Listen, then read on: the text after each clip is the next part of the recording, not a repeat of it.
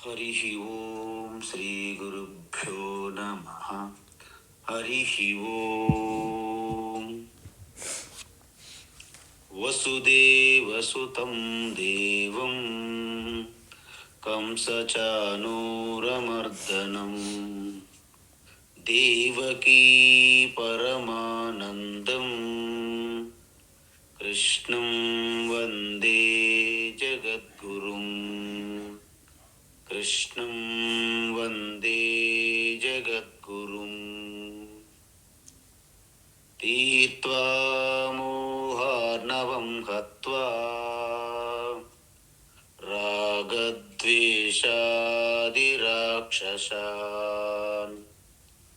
సీతా శాంతి సమాయుక్త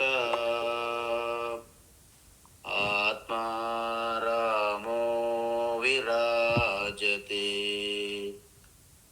ఆత్మా రామో విరాజతే. ఆత్మస్వరూప బంధుగణ, మనం భగవద్గీత జ్ఞానయజ్ఞ ప్రవాహములో భాగంగా 4వ అధ్యాయం జ్ఞాన కర్మ సన్యాస యోగంలో ఒక ప్రాముఖ్యమైనటువంటి ఘట్టంలో ఉన్నాము. అత్యంత ముఖ్యమైన బ్రహ్మ విద్య 18వ శ్లోకము నుండి 24వ శ్లోకం వరకు అద్భుతంగా చెప్పారు భగవాన్ శ్రీకృష్ణ. కర్మయందు అకర్మత్వము, అకర్మలో కర్మ ఎలా చూడాలి అని చెప్పారు, ప్రారంభించారు. సర్వము బ్రహ్మ అంటే ఆత్మలో ఎలా లయమవుతున్నది, బ్రహ్మార్పణం బ్రహ్మహవిహి అని చెప్పారు. మనం చేస్తున్న ప్రతిదీ కూడా బ్రహ్మం అనే దృష్టి కలిగి ఉండాలి. 25 నుండి 34వ శ్లోకం వరకు ఈ జ్ఞానం యొక్క స్తుతి, గొప్పతనము, అదేవిధంగా ఈ జ్ఞాన నిష్ట పొందడానికి సాధనలు కూడా చెప్పారు. అయితే మీకు చెప్పాను, ఈ సాధనలు 12 రకాల సాధనలు.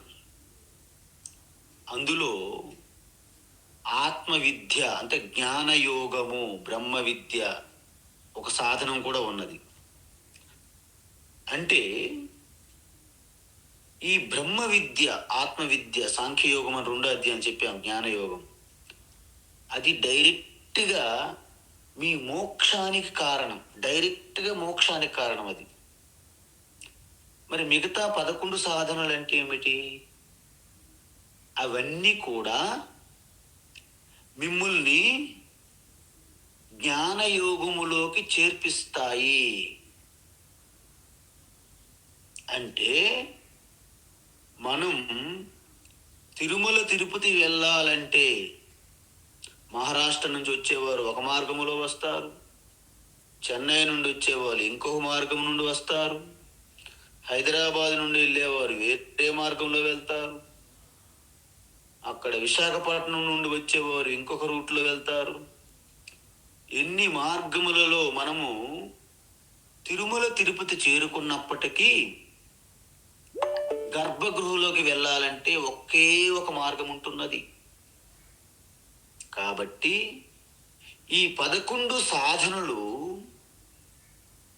మీ ఆత్మస్థితిలో నిలపడానికి కావలసిన జ్ఞానయోగమునకు చేరుకోవడానికి సహాయం చేస్తాయి. గర్భగృహలో ప్రవేశించి మూర్తీభవించిన ఈశ్వరుని ఎలాగైతే దర్శిస్తామో, జ్ఞానయోగములో ప్రవేశించి మీకు పరమాత్మ దర్శనం పొందాలి. ఇది ప్లాన్ ఆఫ్ యాక్షన్. అయితే మొదట మనం చూసాం, మొదటి యజ్ఞం ఏమిటి? జ్ఞాన యజ్ఞం అంటే పరమాత్మ అనే దాంట్లో ఈ వ్యక్తిత్వం, అహంకారం ఆహుతి ఇవ్వాలి అని చెప్పాం. అది జ్ఞాన యజ్ఞం. మరి రెండవది ఏం చెప్పాము? దైవ యజ్ఞం అన్నాం. అంటే 25వ శ్లోకంలో దైవ యజ్ఞం. దేవి దేవతలు పూజిస్తున్నాం, గుడులు గోపురాలు వెళ్తున్నాం, అన్ని చేస్తున్నారు. మీరు దైవ యజ్ఞం చేస్తున్నారు. 26లో ఇంద్రియ నిగ్రహం యజ్ఞం చేశాము. అంటే మీ మాట వినకుండా విచ్చలవిడిగా బయటికి లాగుతున్న ఇంద్రియములను నియంత్రించే ఆ శుద్ధమైన ఇంద్రియములలో మనము ఆహుతులిస్తున్నాము. జౌహతి అంటే ఆహుతులిస్తున్నాము. 3వ యజ్ఞం అయ్యింది. 4వది ఏంటి? విషయభోగ యజ్ఞ అంటారు. అంటే మన ఇంద్రియములన్నీ కట్టుదిట్టంగా ఉన్నాయి. వాటి ద్వారా మీరు ఏమి గ్రహించినప్పటికీ ఆ పరమాత్మకే యజ్ఞముగా భావించబడుతున్నది. దాన్ని విషయభోగ యజ్ఞము అంటారు. అంటే చూస్తున్న రూపములు, వింటున్న శబ్దములు, వాసనలు, రుచి, స్పర్శ లోపల ఉన్న పరమాత్మకే ఆహుతులు ఇవ్వబడుతున్నది అంటారు. మరి 5వ యజ్ఞం ఏం చెప్పాము? అన్ని 5 జ్ఞానేంద్రియములు, 5 కర్మేంద్రియములు. మీకు చెప్పాను. జ్ఞానేంద్రియములు అంటే ఏమిటి? చెవులు, కళ్ళు, ముక్కు, నాలుక, చర్మము. ఈ 5 జ్ఞానేంద్రియాలు ఎందుకు అంటారంటే వీటి ద్వారా మనకు విషయ జ్ఞానం తెలుస్తున్నది. అందువలన వీటికి జ్ఞానేంద్రియములు అంటారు. మరి ప్రాణకర్మాని అంటే కర్మేంద్రియములు అని అర్థం. ప్రాణకర్మాని అంటే 27వ శ్లోకంలో ప్రాణకర్మాని అంటే కర్మేంద్రియములు. అంటే మనం మాట్లాడే ఈ నాలుక, చేతులు, కాళ్ళు, వాయు ఉపస్థ అంటే మలమూత్ర విసర్జనం చేసే ఇంద్రియాలు. ఈ 10 ఇంద్రియములు కూడా పూర్తిగా నియంత్రించడం అంటే ఏమిటంటే వీటిని మనోనిగ్రహంగా ఉన్నటువంటి జ్ఞానదీపితే ఆత్మ సంయమ యోగాగ్నౌ అంటే అత్యంత శుద్ధమైన మనస్సు, ఏకాగ్ర స్థితిలో ఉన్న మనస్సులో ఈ 10 ఇంద్రియములు కూడాను ఆహుతిస్తున్నారు. దీన్ని ఆత్మ సంయమ యజ్ఞము లేదా మనోనిగ్రహంతో కూడిన యజ్ఞము అంటారు. ఇప్పుడు మనకి 5 యజ్ఞములు అయినాయి. ఇంకెన్ని ఉన్నాయి మనకి? ఇంకా 7 ఉన్నాయి. 7 ఉన్నాయి. గుర్తుంది కదా? 12 చెప్పాను. అయితే ఇప్పుడు 28వ శ్లోకం నేను చదివాము. ఏంటది? ద్రవ్య యజ్ఞాస్తపో యజ్ఞ యోగ యజ్ఞాస్తథాపరే స్వాధ్యాయ జ్ఞాన యజ్ఞాశ్చ యతయః సంశిత వ్రతాః అని చదివాం. ఇక్కడ ద్రవ్య యజ్ఞము 6వ యజ్ఞం ఏంటది? మీ అందరికీ స్పష్టంగా చెప్పాలి ఈ విషయం నేను. అంటే ఇక్కడ ద్రవ్య యజ్ఞం అంటే దానము, చారిటీ. చారిటీ అనేది ఏ విధంగా ఉంటుంది? అన్నదానం కానీ, వస్త్రదానం కానీ, గోదానము కానీ, భూదానము కానీ, ఒక ధనము ఇవ్వడం కానీ, అంటే ఎదుటి వారికి ఎటువంటి సహాయం మీరు అందించిన. కొంతమంది అత్యంత దుఃఖమైన బాధలో ఉండేటప్పుడు వారికి ధైర్యం చేకూర్చే విధంగా కొన్ని మాటలు చెప్తారు కొంతమంది. అది కూడా దానమే. కొంతమంది అనారోగ్యంగా ఉండేటప్పుడు వారికి ఎంతో భయాన్ని కోల్పోయి ఒక ఉత్సాహంగా, ధైర్యంగా నిలబడగలిగే కొన్ని విషయాలు తెలియజేయడం కూడాను దానమే. విద్యాదానము ఏ యాంగిల్లో చేసినా, ఒక విద్యార్థులకి స్కాలర్షిప్లు, ఒక పేషెంట్లకు వెళ్ళి ఫ్రూట్స్, మందులు, మెడిసిన్స్, ట్రీట్మెంట్లు, పేదవాళ్ళకు వస్త్రములు, ఎటువంటి ఇల్లు లేని వారికి ఇల్లు విషయంలో ఆహారం, అన్నీ కూడా దానము కిందకే వస్తాయి. కాబట్టి ఈ దానం అనే యజ్ఞం చాలా గొప్ప సాధన. మనిషికి పూర్తిగా అత్యంత శక్తివంతంగా తయారు చేస్తుంది దానము. ఎందుకు? మీరెవరికైనా ఏదైనా సహాయం చేసి దానం ఇచ్చి చూడండి, మీలో ఆ యొక్క సంతృప్తి, తుష్టి ఎంత బాగుంటుంది. జనరల్గా మనము ఎక్కువ మంది తీసుకోవడానికి ప్రయత్నిస్తారు, అందుకే వాళ్ళకి ఎప్పుడు కూడా సంతృప్తి, తుష్టి కలగదు. తీసుకునే వారికి ఎప్పుడు కలగదు. ఆ క్షణకంలో, ఆ క్షణికాలంలో అనిపిస్తుంది, అమ్మయ్యా నేనేదో బురిడి కొట్టో లేకపోతే ఏదో వచ్చింది నాకు తీసుకున్నాను అని వారికి కొంత ఊరట కలిగినప్పటికీ అది పరమశాంతిగా మారదు. మరి పరమశాంతి ఎవరు మారుతుంది? ఎవరైతే ఇస్తారో దాత. అందుకే ఉపనిషత్తుల్లో, వేదములో దాతకి ప్రశంసించినట్టు, కీర్తించినట్టు ఇంకెవ్వరికి కీర్తించరు. మహాభారతములో కర్ణుడు దానకర్ణుడు అంటారు, శిబి చక్రవర్తి, ఈవెన్ బలి చక్రవర్తి, రంతిదేవుడు. దానం దానం దానం అనేది చాలా గొప్ప. మీ యొక్క అంతఃకరణ శుద్ధి, మీ హృదయ పవిత్రత చేసి జ్ఞానయోగంలోకి మిమ్మల్ని తీసుకెళ్ళడానికి ఈ యొక్క ద్రవ్య యజ్ఞం అనే దాన యజ్ఞము చాలా గొప్పది. మరి తర్వాత ఏంటి? తపోయజ్ఞ. తపోయజ్ఞ తపస్సు. తపస్సు అంటే మీరు ఒక విషయం గమనించాలి. మనకి అంగీకారముతో మన శరీరముకి ఎటువంటి కంఫర్ట్స్ అంటే సదుపాయాలని మనం వదులుకుంటాం. కొన్నిసార్లు మనం కోరుండే వదులుకుంటాం, దానిని తపస్సు అంటారు. కొంతమంది నేను ఇవాళ ఉపవాసం అండి అంటారు. ఏమండి, ఎవరు వండడానికి లేరు, మా దగ్గర ఏమో వంటకి ఏమి వీలు పడినట్టు ఎవరు లేరండి, అందుకే నేను ఉపవాసం.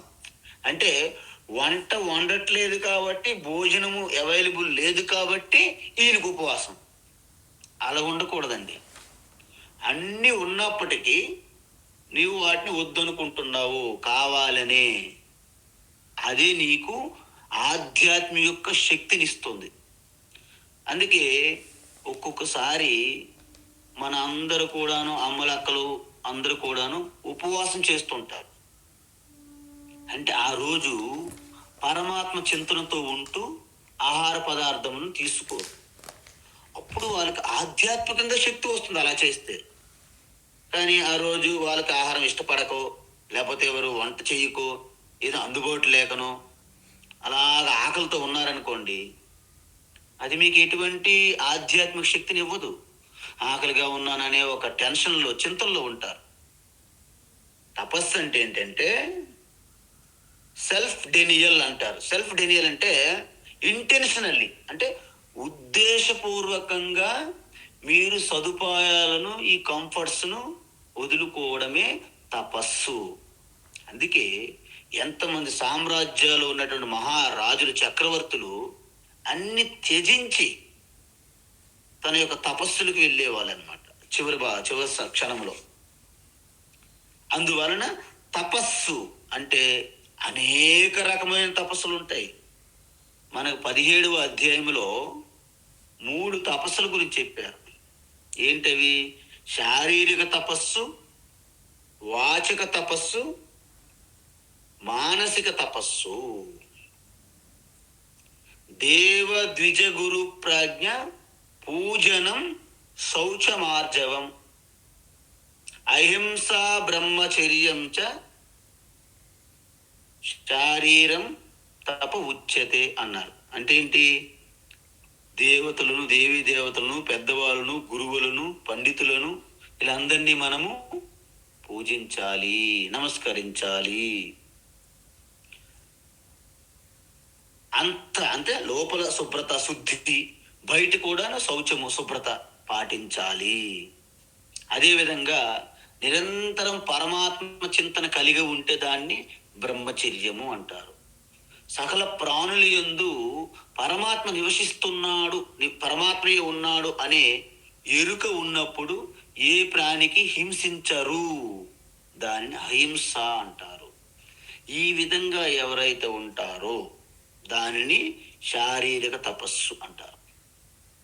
అనుద్వేగకరం వాక్యం సత్యం ప్రియం హితం అంటే మన మాటల్లో ఎదుటి వారికి ఉద్వేగం కలగకూడదు, అలాగని సత్యం చెప్పవాలి, ప్రియంగా ఉండాలి, వాళ్ళకి హితము శ్రేయస్సు కలగాలి వాళ్ళకి మనం చెప్పే మాటలు.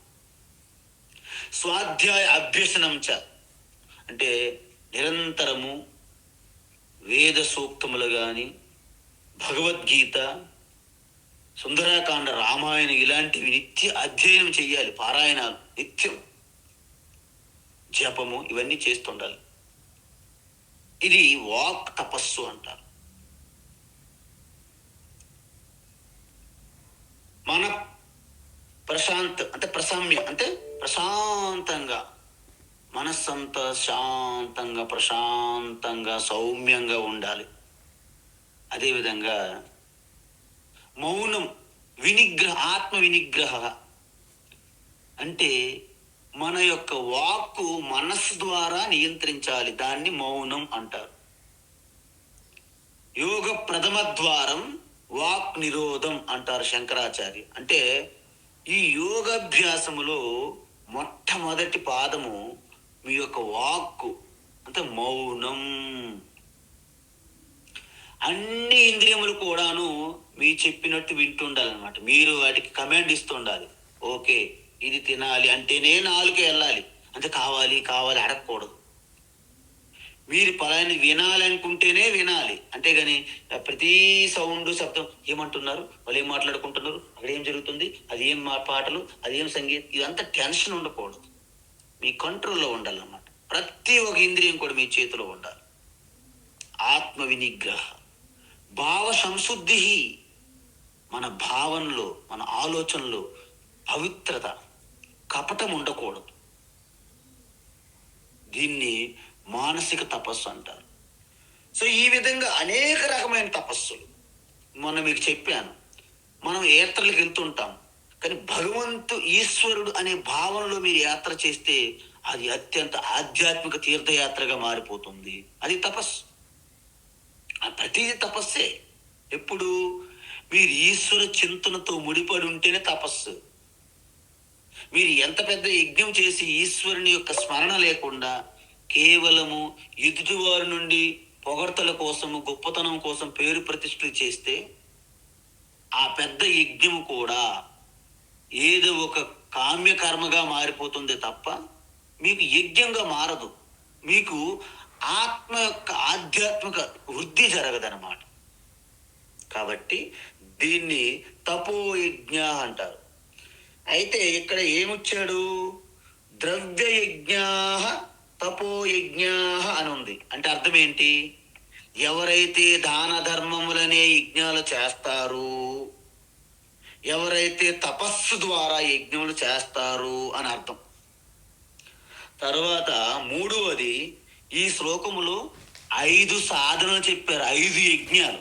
అందుకే ఈ శ్లోకం మనం ఎక్కువగా టైం తీసుకుంటుంది. మూడవ యజ్ఞం ఏంటి, యోగ యజ్ఞ అంటే పతంజలి చెప్పిన అష్టాంగ యోగ అంటారు. అష్టాంగ యోగ అనేది అద్భుతమైనటువంటి సాధన. అది మనకి జ్ఞాన యోగములోకి ప్రవేశించడానికి మీకు ఒక యోగ్యులుగా మారుస్తుంది. ఏంటి అష్టాంగములు, యమ, నియమ, ఆసన, ప్రాణాయామ, ప్రత్యాహార, ధారణ, ధ్యాన, సమాధి. యమ, నియమ, ఆసన, ప్రాణాయామ, ప్రత్యాహార, ధారణ, ధ్యాన, సమాధి అంటారు. సో ఈ 8 కలిపి అష్టాంగ యోగ సాధన అంటారు. మనము ముఖ్యంగా 4 రకాలు సాధన ప్రాణాయామాలు నిత్యం మనం చేస్తున్నాం. ఏంటి, మనకి 4 లెవెల్స్ ఆఫ్ లేయర్స్ ఉన్నాయి మన శరీరంలో. ముఖ్యంగా మనము అనుభవంలోకి వచ్చేవి 4 లేయర్స్. ఏంటి పొరలు? అన్నమయ కోశము అంటారు. అంటే ఈ యొక్క భౌతిక శరీరం, ఫిజికల్ బాడీ, దీన్ని మీరు ఆసనము ద్వారా దీన్ని పూర్తిగా శక్తివంతంగా చేయవచ్చును. ఆసనం, అందుకే మనకి వాకింగ్లు, జాగింగ్లు, ఎక్సర్సైజులు, ఉదయం యోగా ఆసనములు ఇవన్నీ చేస్తున్నాం. సో ఇవన్నీ కూడా ప్రాణాయామం, అంటే అన్నమయ లెవెల్, శరీరం లెవెల్.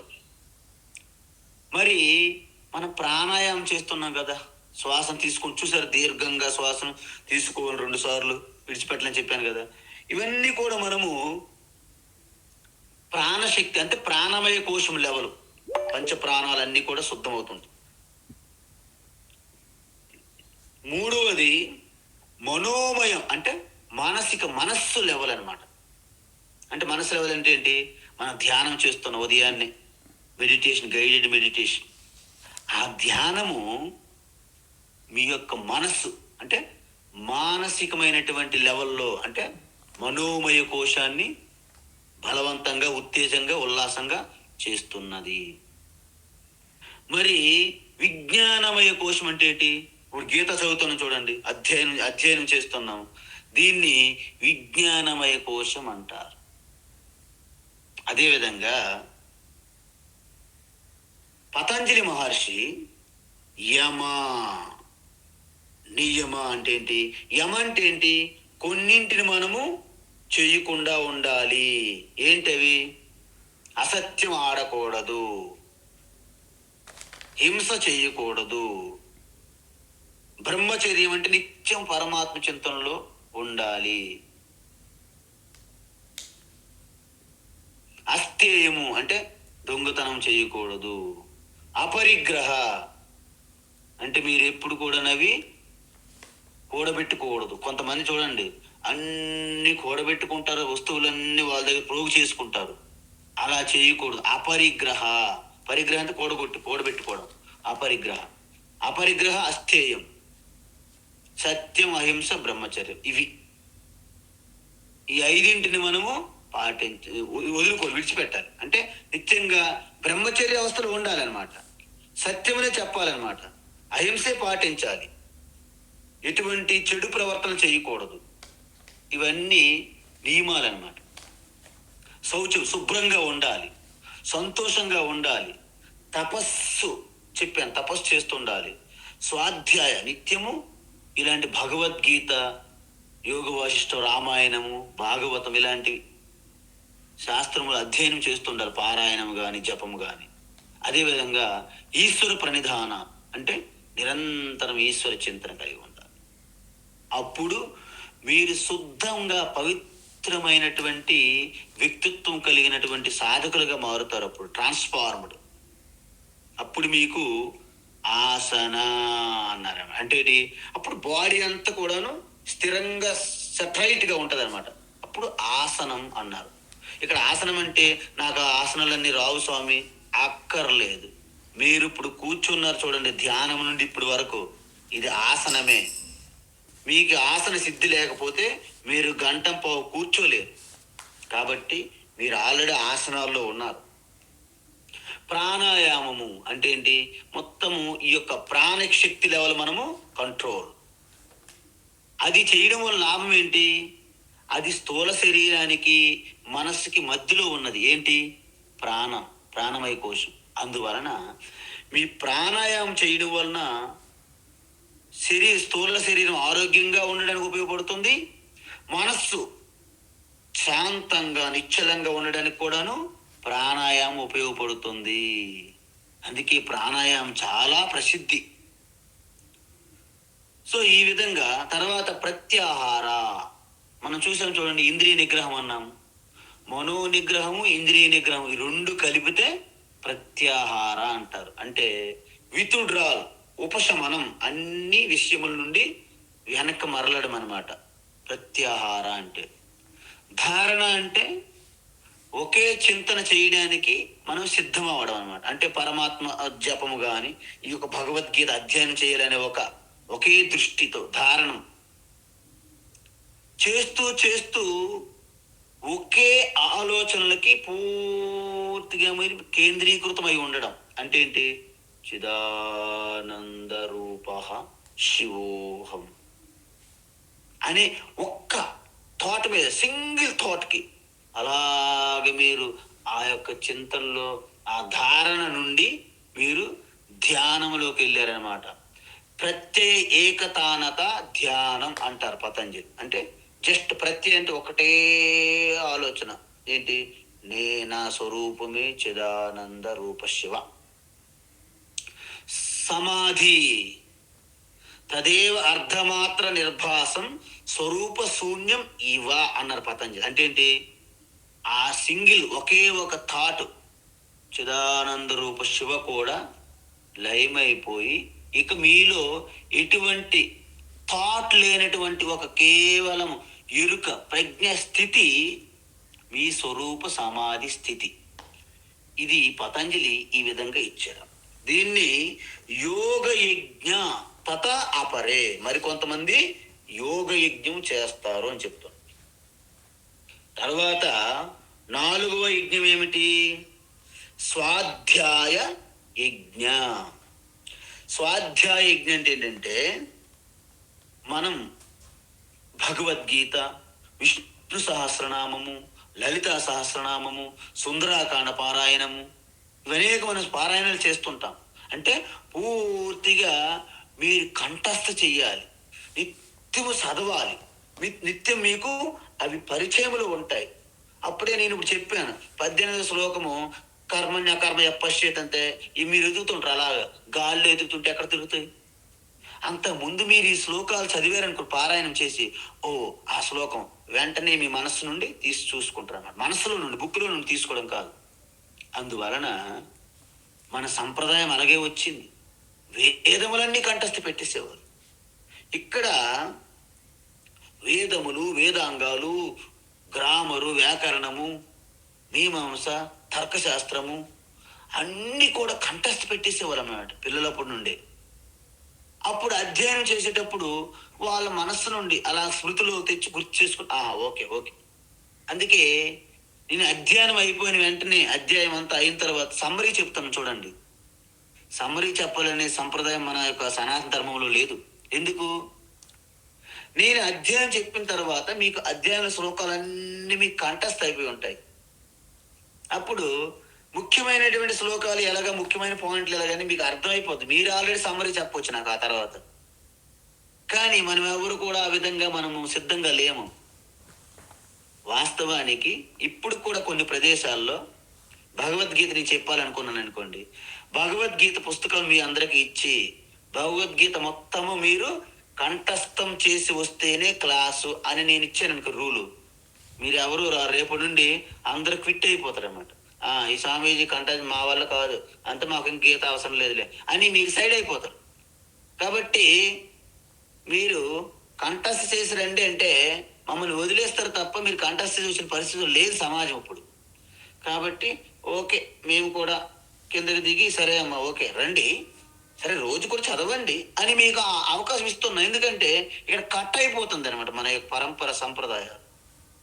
అంత సిద్ధంగా లేరు మనుష్యులు. కాబట్టి స్వాధ్యాయ న ప్రమదితవ్య అని అంటారు మన వేదములో. స్వాధ్యాయ న ప్రమదితవ్య అని. ఎందుకు?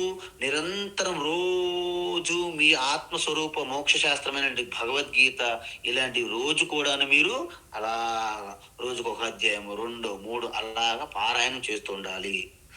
అప్పుడే మీరు వాటి యొక్క తత్వాన్ని, వాటి యొక్క రహస్య అర్థాన్ని తెలుసుకునేటప్పుడు ఈ పారాయణం ఉపయోగపడుతుంది. అందుకే ముందు ఎవరైనా పారాయణంతో స్టార్ట్ చేస్తారనమాట. ఎందుకు? వాళ్ళకు పరిచయం వస్తాయి అనమాట ఈ శ్లోకాలు మంత్రాలు ఏంటనేది. అప్పుడు కొన్నాళ్ళకి వాళ్ళకి అనుమానం వస్తుంది, వీటి అర్థం ఏంటి, వీటి అర్థం ఏంటి తెలుసుకోవాలి. నిత్యము విష్ణు సహస్రనామం, లలిత సహస్రనామం పారాయణ చేసే వాళ్ళకి ఏదో ఒక రోజు అసలు వీటి అర్థం ఏంటి అని అనిపిస్తుంది ఖచ్చితంగా. ఆ ఈశ్వరుడు కలిగిస్తాడు ఆ భావన. కాబట్టి స్వాధ్యాయ యజ్ఞము చాలా గొప్పది. తర్వాత జ్ఞాన యజ్ఞా అని ఉన్నది. మీ అందరికీ డౌట్ రావాలి. ఇప్పుడు డౌట్ వస్తుంది. 25వ శ్లోకములో స్వామీజీ జ్ఞాన యజ్ఞము ఆత్మవిద్య గురించి ఆల్రెడీ చెప్పేశారుగా స్టార్టింగ్. మళ్ళీ రెండోసారి అదే వచ్చింది ఏంటి, మరి దీని సంగతి ఏమిటి అని అంటారు.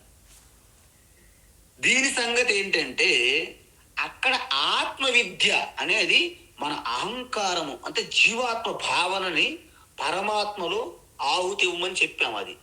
అది బ్రహ్మ అగ్ని, బ్రహ్మాగ్నో అహంకారం అనే జూహతి అని చెప్పాను.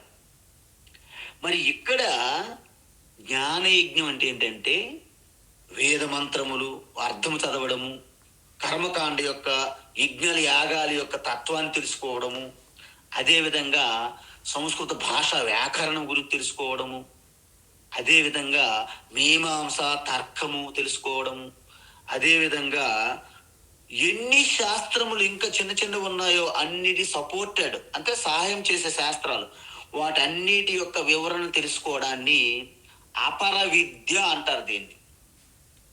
మరి ఆత్మజ్ఞానం బ్రహ్మ విద్య భగవద్గీత ఏమంటారు తెలుసుకోండి, ఏమంటారు దాన్ని పరావిద్య పరమాత్మ విద్య. సో ఇక్కడ జ్ఞాన యజ్ఞం అంటే అపర విద్య, అక్కడ జ్ఞాన యజ్ఞం అంటే బ్రహ్మ విద్య. యతయ అంటే యతి అంటే యత్నశీల అంటే అత్యంత తీవ్ర ప్రయత్నం చేసే వాళ్ళని యతలు యతి పురుషులు అంటారు చూడండి. అంటే వాళ్ళు పట్టిన పట్టు వదలరు అన్నమాట. చూడండి మనకి భగీరథ ప్రయత్నం అని అంటారు, విన్నారు కదా మీరు. ఆ భగీరథ ప్రయత్నం అంటే ఏంటంటే ఆ ప్రయత్నాన్ని విడిచిపెట్టరు అన్నమాట సాధించినంత వరకు. అందుకే వాళ్ళని సంశిత వ్రతాహ అంటారు. సంశిత అంటే తీవ్రమైన వ్రతాహ, తీవ్రమైన పట్టుదలతో ఉన్నటువంటి ఆ వ్రతం మీద ఉన్నటువంటి శ్రద్ధాభక్తి పట్టుదలని సంశిత వ్రతాహ అంటారు. చూడండి, ఒక్కసారి విశ్వామిత్రుడు, ఆయన రాజు, గాదే వంశంలో పుట్టాడు వాళ్ళు. ఆ రాజు ఒకసారి వశిష్ఠ ఆశ్రమకి వెళ్ళారు. ఆకలి దప్పిగ్గా ఉంటే అడిగారు, రండి మీకు నేను ఆతిథ్యం ఇస్తానన్నారు బ్రహ్మర్షి వశిష్ఠులు.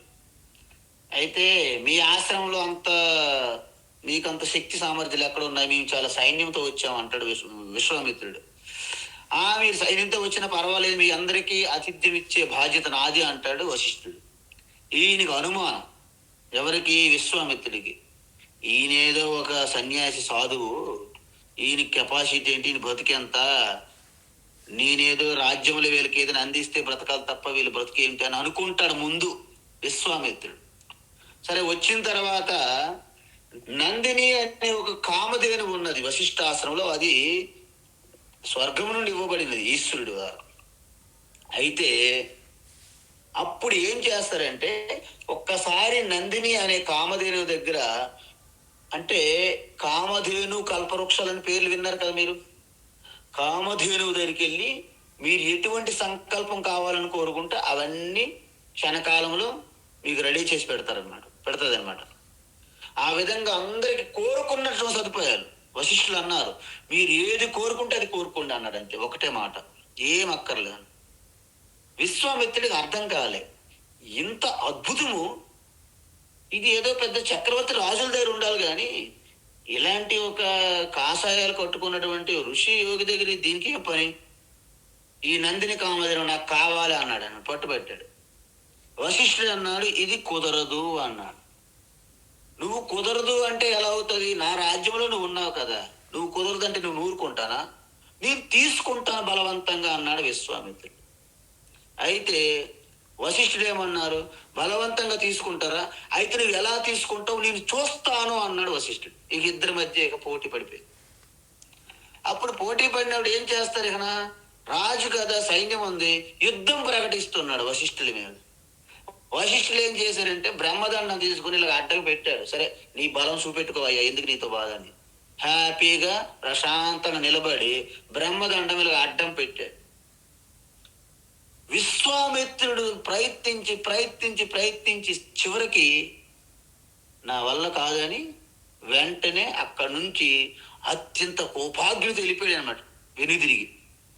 అప్పుడు అనుకున్నాడు, ఎందుకు ఈ సామ్రాజ్యాలు, ఎందుకు ఈ సైన్యాలు, ఎందుకు ఈ ఆయుధాలు, ఈ అధికారము, ఈ భోగములు, ఇవన్నీ గడ్డి కర్రతో సమానం. ఆ ఒక్క బ్రహ్మదండం కింద కనీసం కదిలించలేని శక్తి సామర్థ్యాలు ఎందుకు నాకు, ఈ రాజ్యము ఇవన్నీ వ్యర్థము అనే వెంటనే విడిచిపెట్టి తపస్సుకి వెళ్ళిపోయాడు. తపస్సు చేస్తూ చేస్తూ అనేక ఆటంకాలు ఆయనకు వస్తాయి. ఎన్ని ఆటంకాలు వస్తాయి మీ అందరికీ తెలుసు. త్రిశంకు స్వర్గం అనేది ఒక స్వర్గాన్ని సృష్టించాడు ఆయన తపస్సుకు. తన తపస్సునంతా వడ్డీసాడు పూర్తి. అలాగే ఎన్నిసార్లు తపస్సులు ఆయనకి అడ్డంకాలు ప్రతిబంధకాలు వచ్చినప్పటికీ నేను వశిష్ఠుడు వలె బ్రహ్మర్షి కాకుంటే నా జీవితం వ్యర్థం అనుకున్నాడు. ఎన్నిసార్లు తన తపస్సు పూర్తయిందని అనుకున్నప్పుడు కూడా ఎవరో కొంతమంది మహాత్ములు బ్రహ్మర్షులు వచ్చి ఏ రాజర్షి అంటే అవమానంతో కృంగిపోయేవాడు విశ్వామిత్రుడు. ఎందుకంటే రాజర్షి అంటే ఆయనకి శాంతి లేదు, బ్రహ్మర్షి అనాలి. సో అదే విధంగా తపస్సు చేసి చేసి చేసి చివరికి బ్రహ్మర్షి తత్వంలో లయమయ్యారు. ఆ తర్వాత నాకు ఎవరైనా బ్రహ్మర్షి అని పిలవాలనే కోరిక కూడా పోయింది ఆయన నుండి. అప్పుడు వశిష్ఠుల వారు వచ్చి హే బ్రహ్మర్షి నమో నమః అన్నారనమాట. దీన్ని బట్టి ఏంటంటే అంత సంశిత వ్రతాహ అంటారు వాళ్ళని.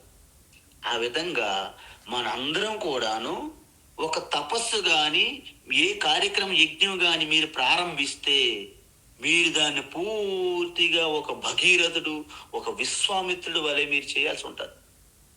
అప్పుడే మీరు కారణ జన్ములుగా మారుతారు. కేవలం జన్మగా వచ్చేవాళ్ళు కారణ జన్ములుగా పూజింపబడతారు.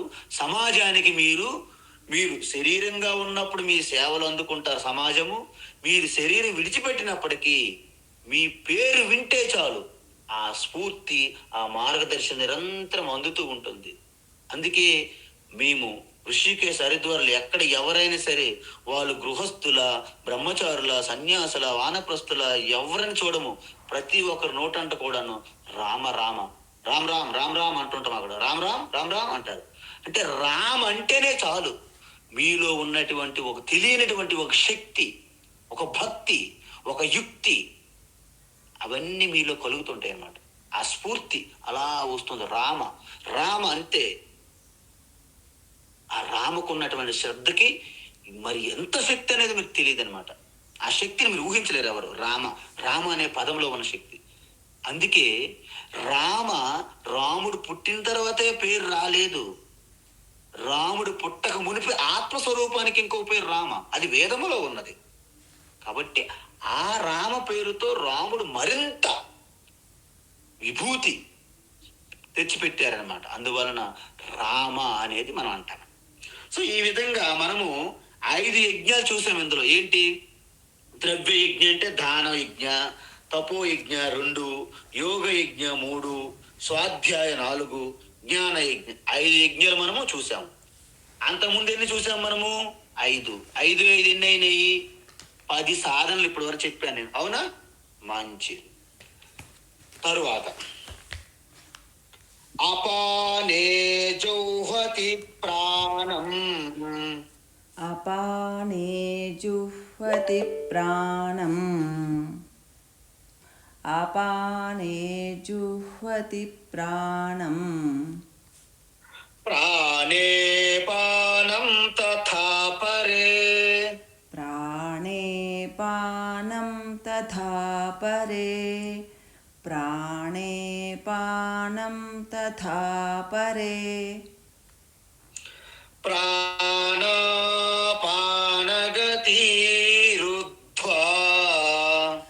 ప్రాణాపానగతిరుద్ధ్వా,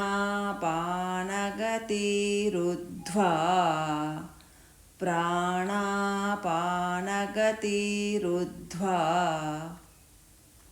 ప్రాణాయామపరాయణాః, ప్రాణాయామపరాయణాః,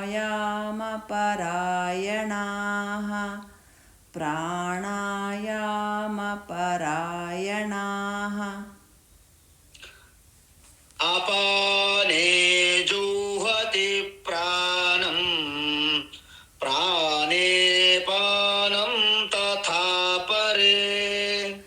అపానే జుహ్వతి ప్రాణం ప్రాణే పానం తథా పరే.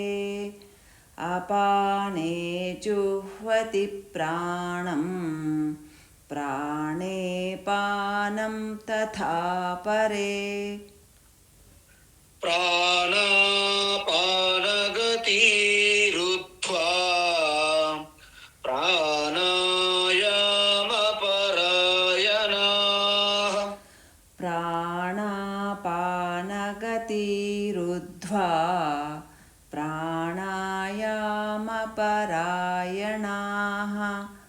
ప్రాణాపానగతిరుద్ధ్వా ప్రాణాయామపరాయణాః. ఇక్కడ ఇది 11వ సాధన, అంటే 11వ యజ్ఞం. ఏంటిది? ప్రాణాయామ యజ్ఞము అంటారు దీన్ని. అంటే మీకు ప్రాణాయామం అనేది గొప్ప, చాలా శక్తివంతమైన సాధన ప్రాణాయామం. అందుకే మీరు చూడండి, మొత్తం అందరూ కూడాను ఈ ప్రాణాయామం బాబా రామ్దేవ్ కేవలం ప్రాణాయామంతోనే పాపం పాపులర్ అయ్యారు. ఆయన కేవలం ప్రాణాయామం, ఏమి లేదు. బసిరిక అంటారు, కపాలభాతి ఈ రెండు పెట్టుకోండి. ఏంటి? ఈ ప్రాణాయామాలు అని అర్థం. అయితే ఈ ప్రాణాయామం అనేది ఏంటి? ఇంతకీ ప్రాణాయామం అంటే ఏంటి? 3 రకాలు ఉంటాయి దాంట్లో. ఏంటి? ఒకటి పూరకము, 2 రేచకము. రేచకము అంటే ఏమిటి? పూరకం అంటే ఏమిటి చెప్తా. 3వది కుంభకం అంటారు. కుంభకం. పూరకము అంటే ఇన్హలేషన్, అంటే శ్వాస లోపలికి తీసుకుంటే దాన్ని పూరకము అంటారు. ఆ శ్వాసను బయటికి విడిచిపెడితే రేచకం అంటారు. బయటికి విడిచిపెడితే ఎగ్జలేషన్, ఇన్హలేషన్, ఎగ్జలేషన్ అంటారు. మరి ఆ యొక్క శ్వాసను స్తంభించమనుకోండి, దాన్ని కుంభకం అంటారు. కుంభకం. అయితే కుంభకంలో మళ్ళీ 2 రకాలు ఉన్నాయి. కుంభకం అంటే 3వ దాంట్లో 2 రకాలు. ఏంటి? బాహ్య కుంభకం, ఆంతర కుంభకం అంటారు. బాహ్య కుంభకం, ఆంతర కుంభకం అంటే మన శ్వాసను విడిచిపెట్టి మళ్ళీ తీసుకోకుండా కొంత సమయం పాటు అలా స్తంభించామనుకోండి శ్వాసను, దాన్ని బాహ్య కుంభకం అంటారు. ఒకసారి శ్వాసను లోపల తీసుకొని మీరు స్తంభించి చేశారనుకోండి విడిచిపెట్టకుండా, దానిని ఆంతర కుంభకం అంటారు. ఆంతర కుంభకం అంటారు. సో ఈ 3 కలిపి ప్రాణాయామ యజ్ఞము. ఏంటిది? ప్రాణాయామ యజ్ఞము. అయితే ఇక్కడ మీరు గమనించాలి, ప్రాణాయామ యజ్ఞం అంటే ఎందుకు పాపులర్ అయిందంటే, దీన్ని కుండలిని శక్తి మేల్కొల్పుట అంటారు. మీరు కుండలిని శక్తి అంటే ఏంటి అర్థం? కుండలిని అంటే అర్థం ఏంటి? కుండలి అంటే ఇలాగ చక్రాలుగా, మనం చూడండి, మనకి మస్కిటో కాయిల్ ఉంది. కాయిల్, ఆ కాయిల్ రౌండ్ గా ఉంటే కుండలి అంటారు. అందుకే మన చెవులకి కుండలిని పెట్టుకున్నారా, కర్ణ కుండలిలు అంటారు. ఆ రింగు సర్కిల్ గా రింగులా ఉంటాయి అన్నమాట, చక్రముగా. మరి కుండలిని శక్తి అంటారు. అంటే ఏదైతే శక్తి బీజావస్థలో ఉందో అది పొటెన్షియల్ గా ఉంటే దాన్ని కుండలి అంటారు. ఆ శక్తి కుండలిని శక్తి. అందువలన సాధారణంగా కుండలిని శక్తి అంటే మనకేమనుకుంటారు, ఏదో పాములాగా శక్తి మన మూలాధారంలో కూర్చొని ఉన్నది, ఆ శిరస్సు కిందకి పెట్టి ఉన్నది, అది ఎవేకనింగ్ అయినప్పుడు, జాగ్రత్తమైనప్పుడు శిరస్సు పైకి వస్తుంది, అనేక కథలు ప్రచారంలో ఉన్నాయి. ఆ ప్రచారంలో మనుషులు పడి చాలా మంది పాగల్ పంత్ బంద్ అయ్యాయి. ఆల్రెడీ ఎంతో మంది మెంటల్ అయిపోయారు. చాలా మంది ఋషికేశ్లో, హరిద్వార ఏరియాలో దొరుకుతారు. ఈ ప్రాక్టీస్ చేసుకొని పాగలైపోయి మెంటలైపోయి అలా తిరుగుతుంటారు రోడ్లలో.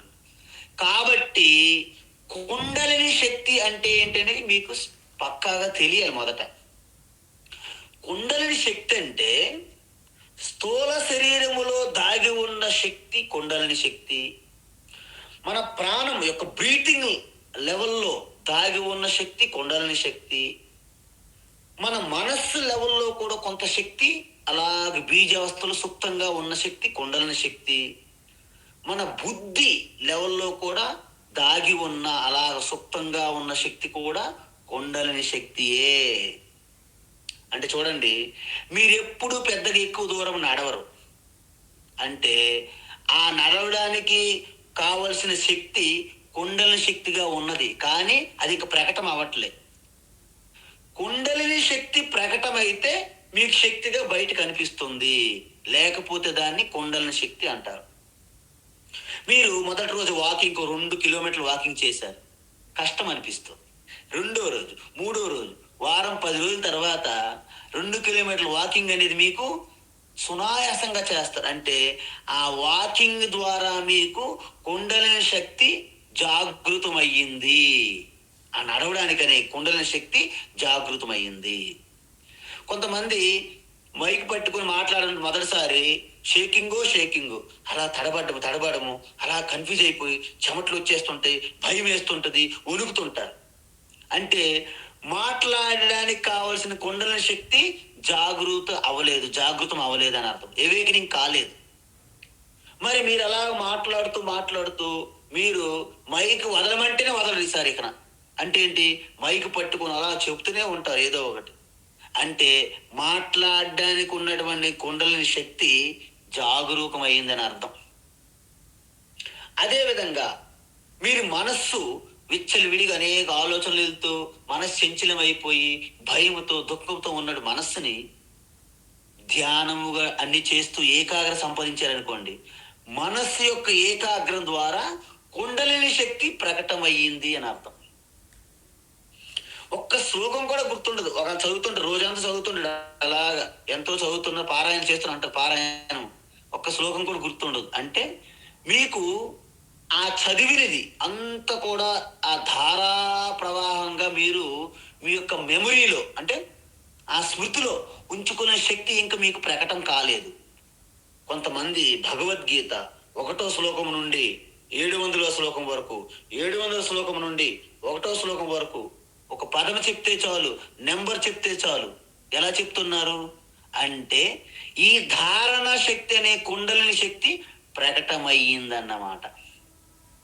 అందుకే ఈ ప్రాణాయామం మొట్టమొదటి మనకి ఎందుకు చెప్తున్నారంటే, కూర్చునేటప్పుడు మనము పాదముల నుండి షీట్ వరకు ఇది పృథ్వీ తత్వం అని చెప్తున్నాం మనం ధ్యానంలో రోజు ప్రతిసారి.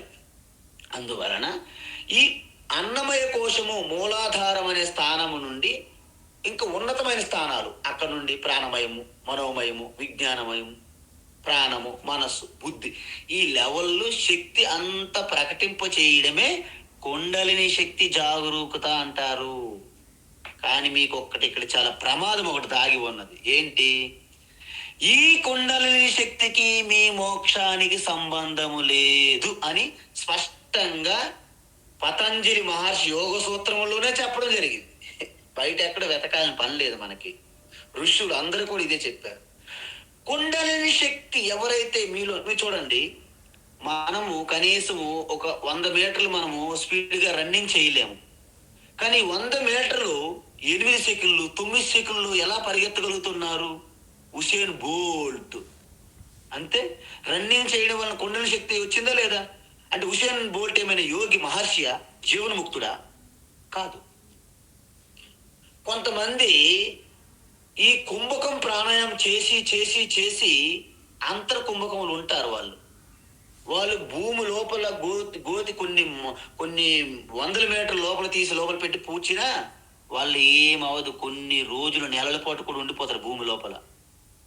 బయటకు వస్తాడు, అవే కోరికలు, అవే అజ్ఞానం, అవే మూర్ఖత్వం ఉంటుంది కూడా, ఉండొచ్చు. ఆయన ఏమైనా జీవన్ముక్తుడా, యోగి, మహర్ష? అజ్ఞానులు అందరు చుట్టూ కూడి ఆయనకి దేవుడో దేవుడు అని భజన చేస్తారు తప్ప ఆయన దేవుడు కాదు, దెయ్యం కాదు, మధ్యలో ఉన్నాడు అనమాట. అందువలన ఎంతో మంది విభూతులు తీశారు, ఆత్మలింగాలు కూడా తీసేవాళ్ళు మన మీద, మనకు బురిడి కొట్టడానికి. ఆత్మకి అసలు రూపము లేదు నాయన అని ఉపనిషత్తులు, ఋషులు, వేదములు చెప్తుంటే ఈయన ఆత్మలింగాలు తీస్తుంటారు, యాక్టింగ్ కూడా చేస్తుంటారు అద్భుతంగా. ఇలాంటి బాబాలు, ఫకీర్లు చాలా మంది ఉంటారు ప్రపంచంలో. సిద్ధులు, మహిమలు అని చెప్పేసి వాళ్ళకు మనము దేవుడో దేవుడో అనేసి మనము అవతారమూర్తులుగా చేర్చేస్తుంటాం. అది మన అమాయకత్వం, అజ్ఞానం. కాబట్టి ఇక్కడ సత్యం, రహస్యం ఏమిటంటే అనేకమైనటువంటి శక్తులు, ఆ మహిమలు, సిద్ధులు కూడా ప్రకటన అవ్వచ్చును. ఇప్పుడు మీరు తీవ్రమైనటువంటి ఈ సాధనలు చేసేటప్పుడు ఇవి మీకు ప్రకటన అవుతాయి. ప్రమాదం ఎక్కడ ఉంది? ఇవి మీ మోక్షమునకు అడ్డంకిగా తయారవుతాయంట, ప్రతిబంధకాలుగా తయారవుతాయి. ఈ క్లాప్స్, విజల్స్ కి, పేరు ప్రఖ్యాతులకి, వీటికి ఆశపడి అసలు మోక్ష గమ్యం అనేది మర్చిపోయి వీటిలో పడిపోయి తిరుగుతున్నటువంటి ఎంతో మంది గురువులు మీరు ప్రపంచంలో చూడవచ్చు, మీ అంతటి మీరే. కాబట్టి ఈ ప్రాణాయామం ద్వారా మీకు ఆధ్యాత్మికంగా ఎంత అవసరమో, ప్రయోజనము, దాన్ని మనం తీసుకోవాలి తప్ప మనము ఈ అసలైన గమ్యాన్ని, స్థానాన్ని మర్చిపోయి మధ్యలో ఆటలో పడిపోయామనుకోండి, మన పరిస్థితి ఎలా ఉంటుందో తెలుసా? అమర్నాథ్కి మనం యాత్ర ప్రారంభించి ఆగ్రాలో ఉన్నటువంటి తాజ్మహల్ చూసుకొని తిరిగి వచ్చినట్టు ఉంటుంది మన పరిస్థితి. మనం అమర్నాథ్ యాత్రకి వెళ్ళాము, అమర్నాథ్ యాత్రకి వెళ్తూ వెళ్తూ మధ్యలో ఉన్నటువంటి ఆగ్రాలో మీరు రెస్ట్ తీసుకొని అక్కడ తాజ్మహల్ ఉందని తెలుసుకున్నారు. తాజ్మహల్ దగ్గర 2 రోజులు ఉండి ఫోటోలు, షూటింగ్లు చేసుకొని అమర్నాథ్ వెళ్ళాలనే విషయం మర్చిపోయారు. అలాంటి పరిస్థితి ఇలాంటి సాధనలో ఉంటాయి. కాబట్టి మన దృష్టి, మన లక్ష్యం ఆత్మస్వరూప స్థితి, మోక్షం. అది అమృతత్వం. సముద్ర మంథనములో ఎన్నో వస్తువులు వచ్చాయి, అవన్నిటితో ఆగిపోయి ఉంటే అమృతం వచ్చేది కాదు. ఈ అమృతమే ఇక్కడ మీ ఆత్మస్వరూప తత్వం అనే మోక్షం. కాబట్టి ఈ ప్రాణాయామ అనేది 3 రకాలుగా ఉన్నది. అందువలన ఇక్కడ అపానే అంటే ఏంటి? మనం లోపల తీసుకునే ఆ శ్వాసని అపానం అంటారు, విడిచిపెట్టే శ్వాసని ప్రాణ అంటారు. ప్రాణం అంటే అపరే అంటే ఎవరైతే మిగతా వాళ్ళు ఎవరైతే ఉన్నారో, అపానే అంటే తీసుకునే ఆ శ్వాస యందు విడిచిపెట్టే శ్వాస అనేది ఆహుతి ఇవ్వాలి. అదేవిధంగా ప్రాణే అంటే విడిచిపెట్టే శ్వాసలో తీసుకునే వాయువు ఆగిపోతుంది కదా. ఏమండి, మనం శ్వాస తీసుకునేటప్పుడు విడిచిపెట్టే శ్వాస ఉంటుందా? ఉండదు. విడిచిపెడుతున్నప్పుడు శ్వాసను తీసుకోలేము కదా, ఒకసారి 2. ఆ విధంగా ఈ రెండింటిని బ్యాలెన్స్ చేస్తూ లోపల గాని బయట గాని స్తంభింపజేస్తే దాన్ని కుంభకము అంటారు. ఇది ఎవరు చేస్తారు? ప్రాణ ఆయామ అంటే ఈ ప్రాణ శ్వాసని ఎవరైతే నియంత్రిస్తారో వాళ్ళని ప్రాణాయామ పరాయణ అంటారు. సో ఇప్పటి వరకు మనము 11 సాధనలు చూసాము. రేపు 12వ సాధన చూస్తే ఈ 12 యోగ సాధనలు కూడా మనకి పూర్తవుతాయన్నమాట. హరి ఓం తత్సత్. సర్వం శ్రీకృష్ణార్పణమస్తు.